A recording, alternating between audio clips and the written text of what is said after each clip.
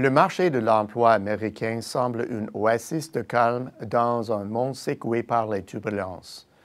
La semaine dernière, la livraison mensuelle des chiffres de l'emploi aux États-Unis a encore une fois été impressionnante, allant à contre-courant d'un repli d'une tendance franchement à la baisse de la croissance à l'échelle mondiale. Chaque mois, ces chiffres causent la surprise et sont sans doute une source d'inspiration pour tous ceux, et ils sont nombreux, qui savent parfaitement que l'emploi contribue à hauteur de 70% de l'activité de la première économie du globe. En fait, toute difficulté sur ce front aurait des répercussions ailleurs sur le globe étant donné l'effervescence récente et inédite de l'emploi en Amérique et le fléchissement observé dans d'autres économies de la planète. Alors, quelque chose pourrait-il arrêter la formidable machine à emploi américaine? Le bilan de l'emploi est pour le moins remarquable. Aux États-Unis, on ne compte aucun mois de performance négative depuis septembre 2010. Les 136 000 nouveaux emplois nets créés en septembre 2019 ont suffi à faire descendre le taux de chômage à 3,5 % du jamais vu depuis 50 ans, soit un taux bien inférieur à ce que les économistes estiment durable. Le marché de l'emploi est si serré que tout le monde semble en profiter. Le taux de chômage s'oriente résolument à la baisse pour les hommes et les femmes d'âge adulte, ainsi que pour les adolescentes, et lorsqu'on le considère en fonction de l'ethnicité et du niveau d'éducation. D'ailleurs, plus le niveau de scolarité est faible, plus le taux de chômage est bas, même si on note des taux records ou quasi historiques dans toutes les catégories. Le chômage prolongé, un problème de taille au lendemain de la grande récession, semble aussi être largement résolu. Il a culminé à 6,8 millions en avril 2010, soit de 2 à 3 plus élevé que les précédents pics cycliques. Et même en partant d'un niveau jugé impossible, que l'on qualifiait d'ombre permanente sur la génération actuelle, le niveau avoisine maintenant des creux cycliques, ce qui est une réalisation majeure en une décennie. Sans surprise, le calcul pour les travailleurs découragés suit une tendance très semblable. Que dire du chômage caché ou déguisé? La glissade des taux de chômage était en grande partie attribuable à une réalité déplorable. Des travailleurs découragés ont simplement abandonné le marché du travail. Résultat, il leur était si difficile de se trouver du travail pendant des années qu'ils n'ont plus été comptabilisés.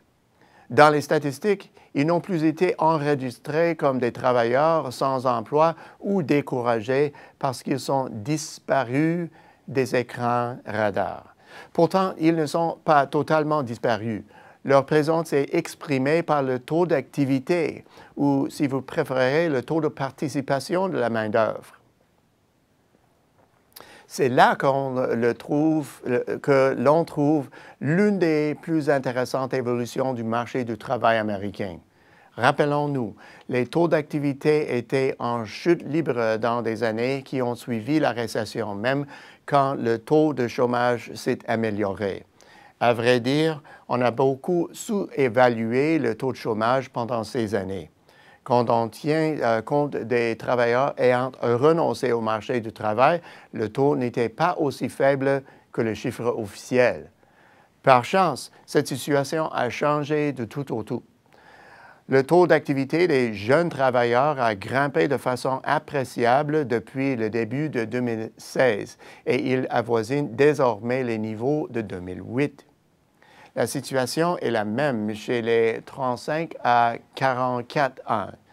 Du fait de leur âge et de leur manque de compétences, ce groupe était plus vulnérable que les cohortes plus jeunes.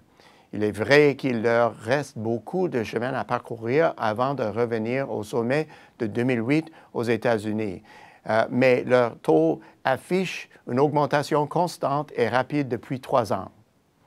Il en va de même pour le groupe plus vulnérable des 45 à 54 ans qui poursuivent sur une lancée pour une quatrième année.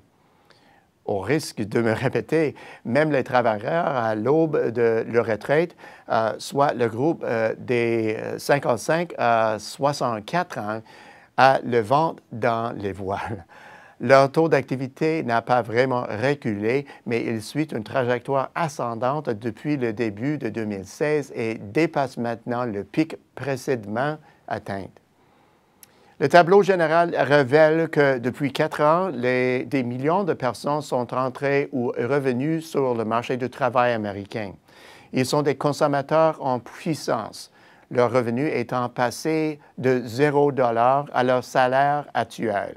Ils sont probablement la principale source alimentant la montée des salaires au sud de la frontière et leurs achats sont à l'origine de 70% de l'impulsion économique aux États-Unis.